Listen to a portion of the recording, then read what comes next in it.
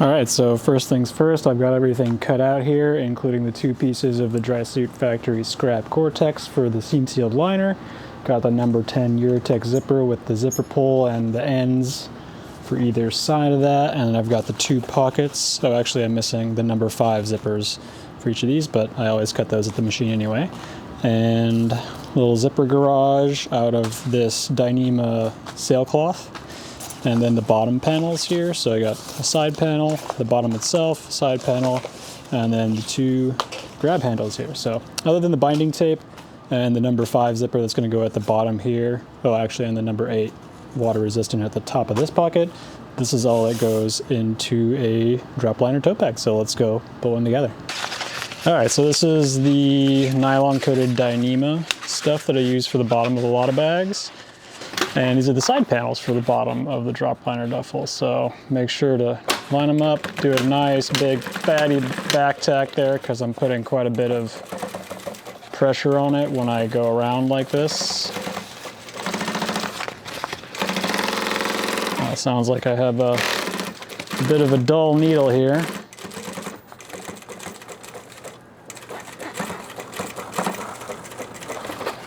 Like that, so that we line it up, make sure we do a nice fatty back tack there. All right, that's one side. Let's get the other side on. So yeah, this is a nylon Dyneema sandwich. So there's a nylon laminated to either side of the Dyneema. One side has a little bit of a fattier denier to it, so that's what I use as the outside. But basically, it's nice and stiff, so it holds nicely for a bottom panel.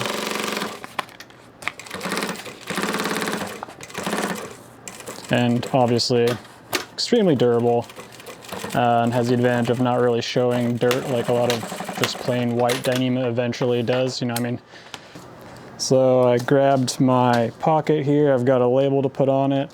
I've got some of the links of this number 8 Eurotech and a pull that I'm gonna slide on there. Nice. And then I've got this little piece of scrap for my zipper garage, which I'm gonna attach to the end of this thing. So basically, just kind of go something like that. I like to put a little bit of an angle on it for being stylish and a little bit of water resistance, I guess. I don't know. It just looks cool.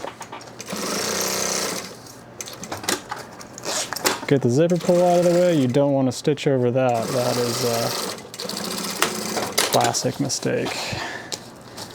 And get the label sewn on here.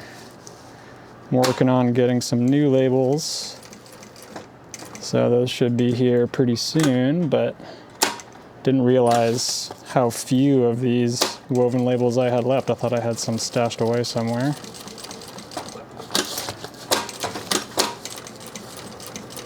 So the really nice thing about a machine like this, it's got needle positioning, so whenever I stop sewing, the needle stays down, so going around these corners is super accurate. All right. So now I've got my zippered pocket on the outside here, and I have little marks here and there for where the top of the handles go. So first step is going to be lining this up, and it's also a good idea to baste down the 3-dimensionality into your zipper garage, just so I know what I'm sewing. You know, it doesn't have to be that well attached. Obviously this doesn't look great because now I have the top of my tote bag bottom here and some markers for where the tops of the handles end and where they start. So it's going to go on like this, so flip it good side to good side, find those marks, and here I'll do a good back tack. And then try to keep it straight, get across as much as I can, stop, get the zipper pull out of the way, and then do the rest of it. And then do a good back tack here. Get rid of all this extra stuff.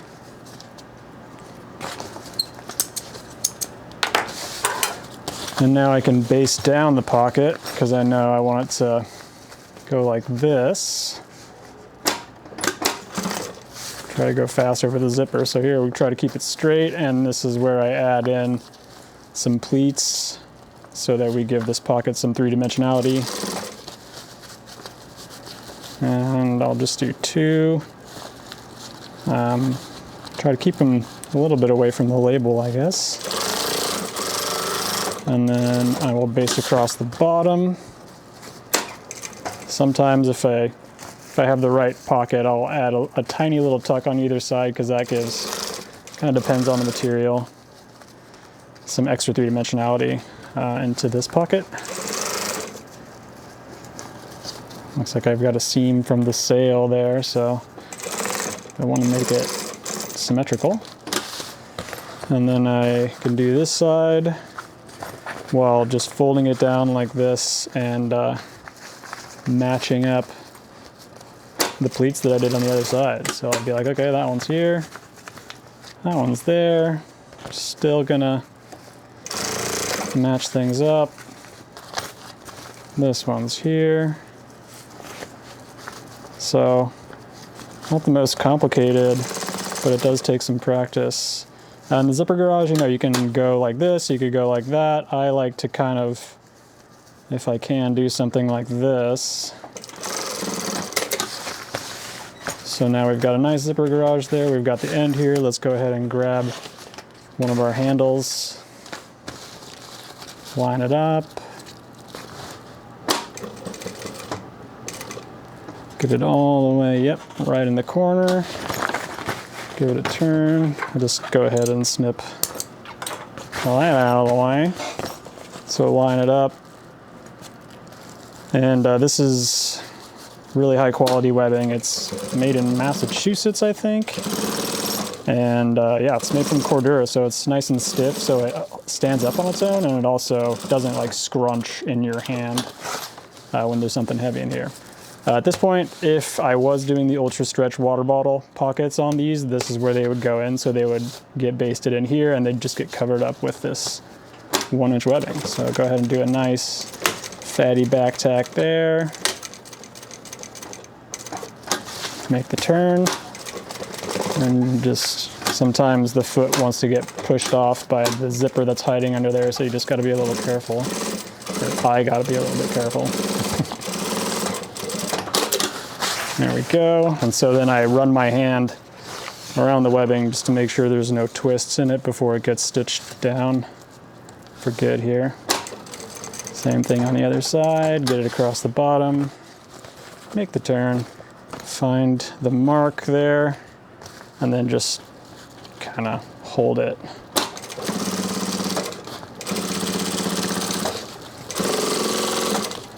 See, there's a tiny little bit poking out there, so I should have cut that before. So I'm just going to tuck it in there. Doesn't matter. Ain't nobody going to see that. Make the turn. Make the nice fatty back tack. Make the turn again. Be scared of going over zippers with this machine. And there we go.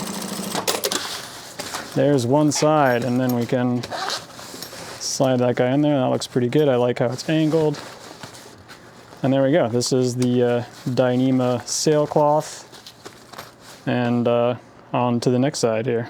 So for this second pocket, I'm just going to go straight to the binding machine here.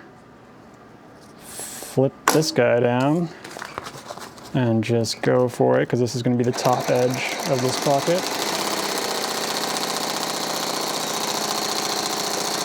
Get to the end, I'll grab some shears, snip that off, and then I'll grab my number 5 zipper, a length of this number 5 zipper, which is just the standard non-water resistant stuff, and I'll put it like so, and then bind across the bottom.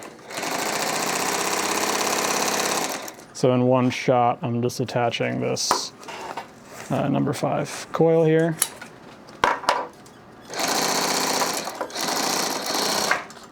Snip off the end, grab some zipper pulls from the bin, and let's go back to the other machine. So now I've got the other side here and the pocket that is either for like an iPad or tablet or a luggage pass-through, and the way that works is I'm just putting this little number 5 zipper on the bottom here. So obviously open the zipper and you've got a luggage pass-through, so you can stash this on your handle, or you leave the pocket closed and you've got yourself an iPad, a little drop pocket size thing. Sometimes I'm fast with the zipper pulls, sometimes I'm slow. But yeah, every zipper you see on these bags, I cut from a coil and slide the slider on one at a time. So truly is a labor of love. So go ahead and base down the side here. There is a little bit built in of extra for a couple little pleats to give it a little bit of three-dimensionality for the luggage handle here, or whatever else you're sticking in the pocket. And then I'll go over, whoops, I'm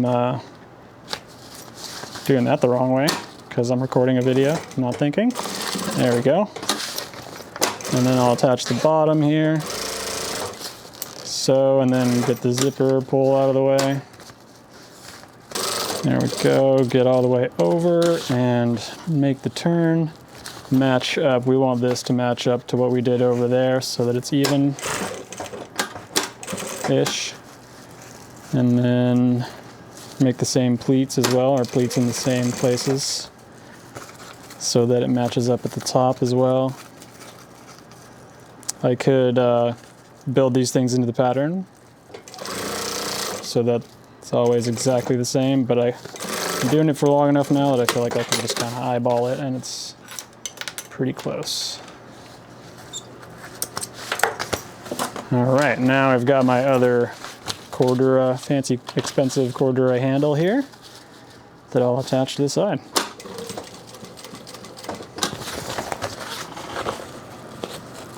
And again, before I put these on, if I do have the Ultra Stretch water bottle pocket, it's already attached here so that it also gets solidly attached to the bag with this webbing overlaying that not always very handsome basting seam that's holding the thing down so it doesn't move on you.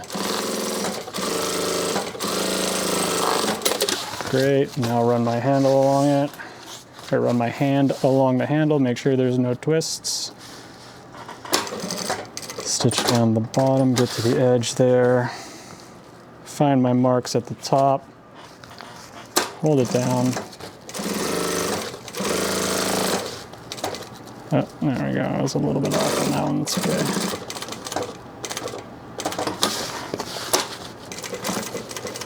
okay. Do a nice back tack there, of course. Make the turn.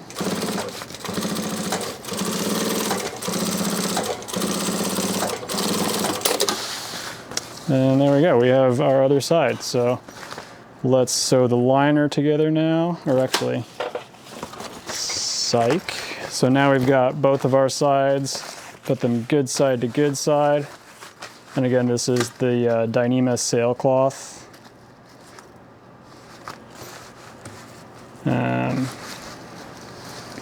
Yeah, I'll do some editing here for sure. So now I'm just attaching either end, nice back tack at the top. Do a nice seam allowance there, just the edge of the foot. Nice back tack at the bottom. Why is it not cutting the thread? Come on, machine. Come on now. And then same thing on this side. Nice back tack at the top. Go down the side.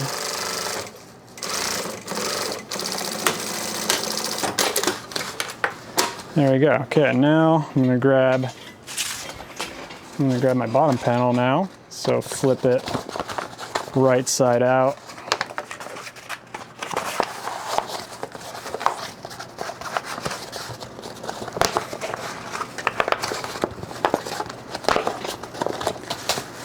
Now this is going to go in like so. Excellent. Just match up. This is probably going to be hard to get on camera because I have to like stick my head in the thing sometimes, but maybe that'll be, maybe I can do it like this. So now I'm just making sure there's nothing under that I'm catching that I don't want to catch. And what I'll do is I'll just get it sewn on here on either side so that it's nice and even. And because I'm not top stitching either this end or the other end, if there is a tiny little bit of play to the, because you know, every material is different, behaves a little bit differently. So using stuff that would otherwise be discarded sometimes, it's different. So I'll throw in a little tack there. Great, just wasted a bunch of bobbin thread. That's, oh no, that's cool, let's stop. And I'll do the same thing on the other side. I'll find the middle, space things out, get it basted down. Well, at this point, it's more than getting basted down. It's actually getting sewn down. And here, there we go. Going around the end now. And then I just keep it going all the way around the other end. Always making sure to get any zipper pulls out of the way, because zipper pulls will break needles, throw your machine out of time. It's just not fun for the machines to go over that kind of stuff. And then I'll close up the other end here.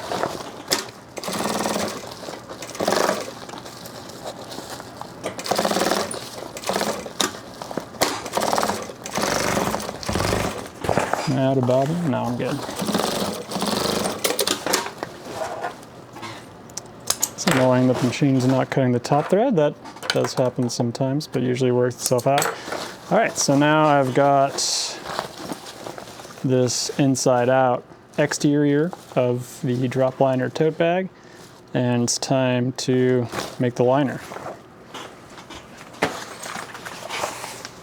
All right, here's the liner color that I chose for this one. This is the neon green factory scrap Gore-Tex. So this comes from a dry suit factory.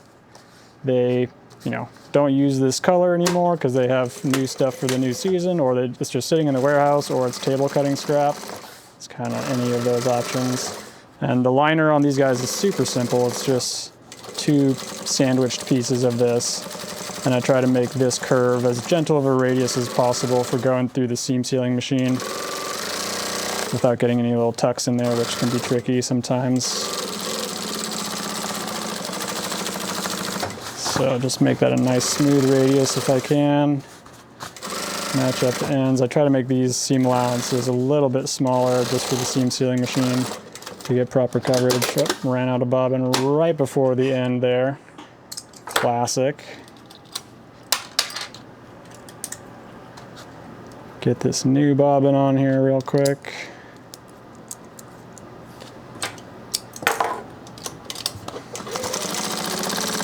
And then a nice back tack at the end here, because when I put it through the seam sealing machine.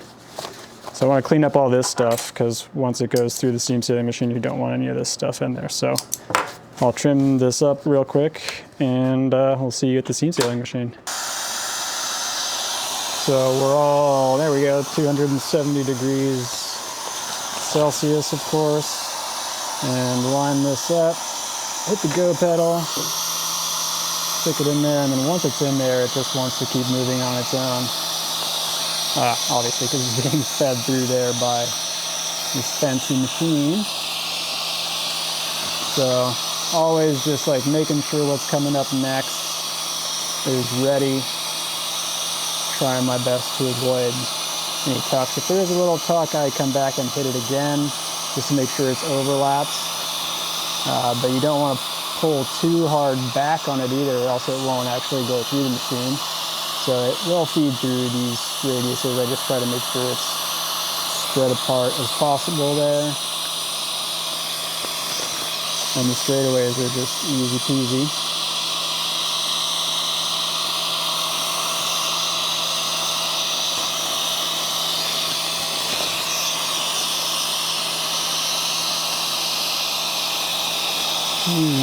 Go. So as I get close to the next radius, I'm already threading the part to make sure we're not getting any cuts if we can avoid them. And you know, like I do these seam sealed liners not to quite the same standards as a dry suit, which somebody's life depends on. You know, I'm not testing these in a water tank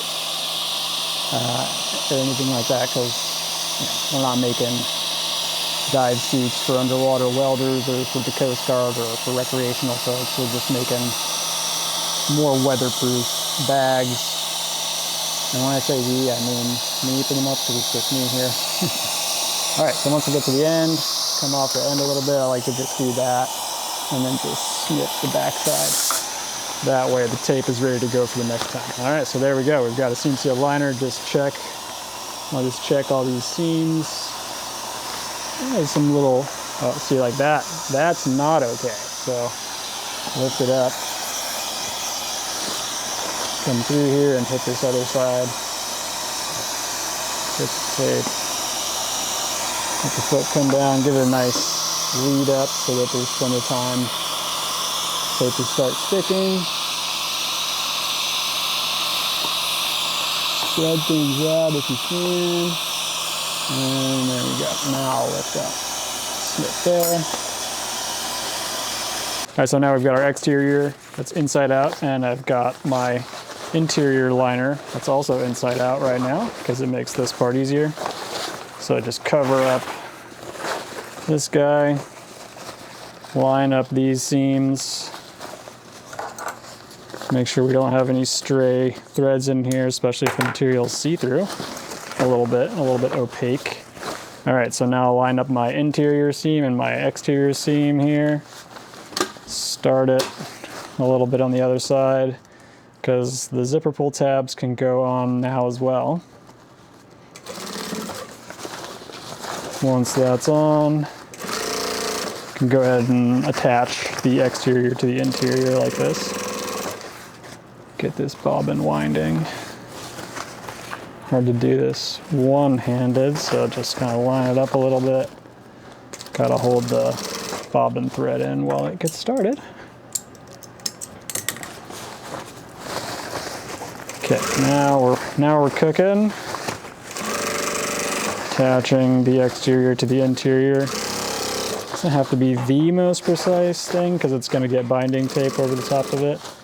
Then I have my other zipper pull tab or over the shoulder loop attachment point.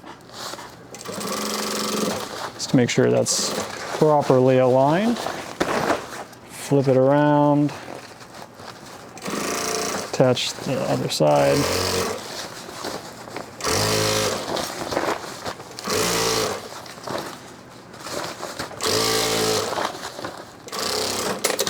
And there we go. Now we've got this bag inside out, pretty much put together. Let's just go put the zipper opening across the top and get the binding tape on, and we'll be pretty much good to go. On the walking foot machine now, because I've broken too many needles on the lighter weight machine going over chonky zipper like this, so gotta turn it on first. There we go. Get the end, oh, didn't take. Also, I do not recommend reversing over zippers, mainly because I was told by an expensive sewing machine repairman that I shouldn't anymore. So here I've got just a layer of the exterior and a layer of the interior as ends for the zipper. And I'm gonna leave the fancy camera showing this machine, but I'm gonna run over to the binder real quick, just so we don't have the zipper pull or the zipper coil exposed on the inside. We've got binding tape over it, so that looks nicer. Okay, so now I'm going to orient the zipper pull in the arbitrary direction that I like to put it in. And line up either side here, get these handles out of the way. Just make sure it's even on either side. Yeah. And by make sure, I mean just, you know, rely on having done this for a while. Start it going here, and you know, I'm staying on the walking foot machine now because it does feed this stuff through nicely. And as I go over the ends, it's good too. So I'm just gonna preempt the bum, and the bobbin's almost done there. So now I'm just making sure that it's even on either side, and then I'll go over the ends later in a minute here.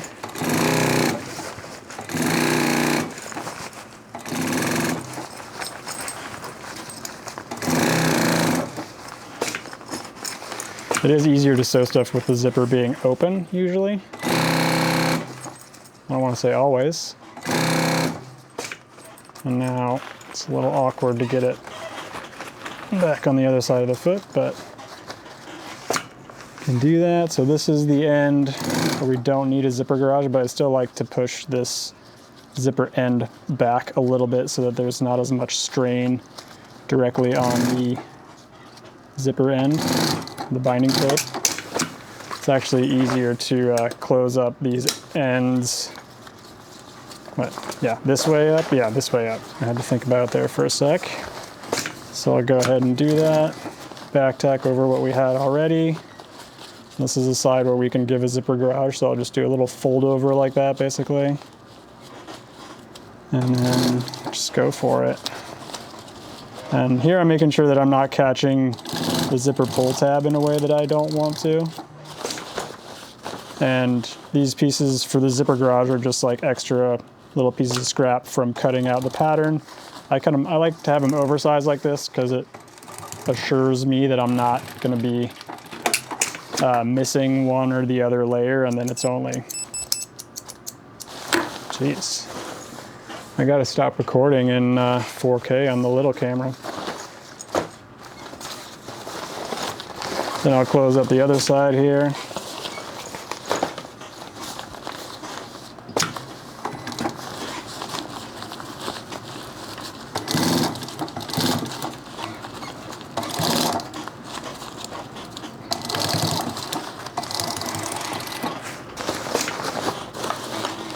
Like so. And this is definitely the hardest part about making these, is this end. So did I do a good job of making sure I didn't catch? Yes, I did. I can feel that I've got a loose zipper pull in there, or pull tab. All right, so now I'll clean up all this stuff, I'll trim, and then I'll go over to the binding machine. Okay, so now I've got the whole thing put together, and I just need to attach the binding tape before I finally flip it right side out. So here we'll just make sure we've got an open end to the binding tape. This is an older machine, so it will grab the top thread from you if you're not careful. And then you gotta start over, so that's no fun. Slam, hold the threads if you can. Sometimes in a pinch I'll just hold there. There we go. All right, we're up and running. I'm just making sure as I go with my hand, the handle is not under there, or there's not a tuck on the underside or something. Okay, and then this machine, obviously it's a little older, so it doesn't have that needle positioning that I was talking about on the new machine. So here, a little trickier to make sure that we're not catching, that I'm not catching the zipper pull tab in a way that I don't want to.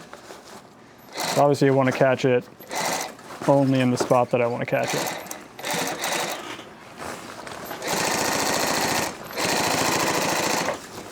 And it's harder on that side than it is on the side where the zipper can be open. So here I can go ahead and just give it a rip.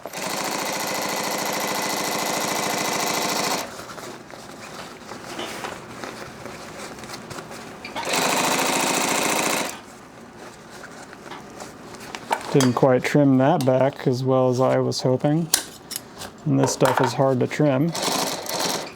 Anyway, there we go. Now we're at the other end. Nice and slow on these turns. You know, you get enough practice with a machine and you can kind of do needle positioning manually, or with your foot, which is still manually, I guess. I don't know, footily.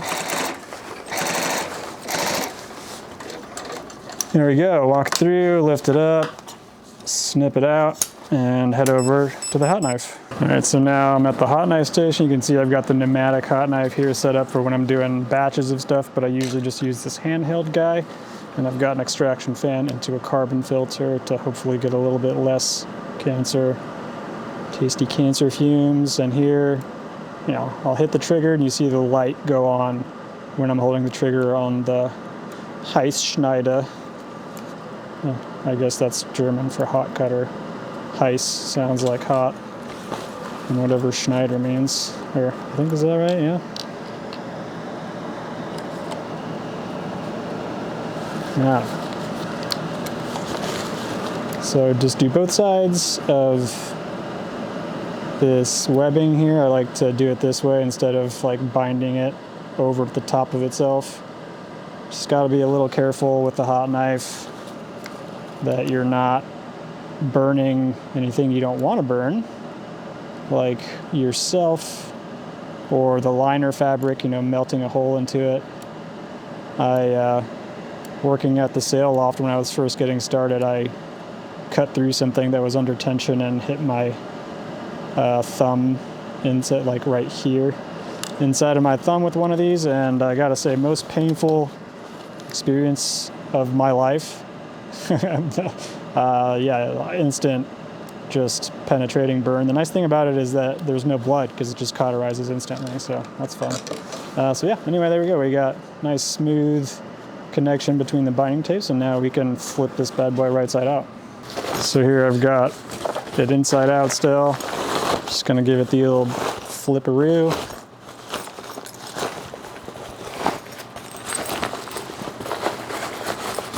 Make sure it's flipped out in the right way everywhere.